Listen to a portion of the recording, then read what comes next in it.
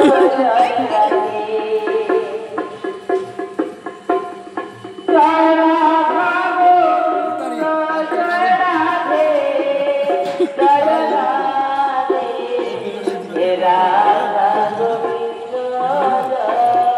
শাক দেখো কি সুন্দর তোলা হয়েছে।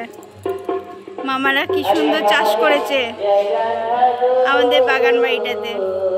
পঙ্কা শাক, লাল পঙ্কা, সবুজ পঙ্কা, পালং।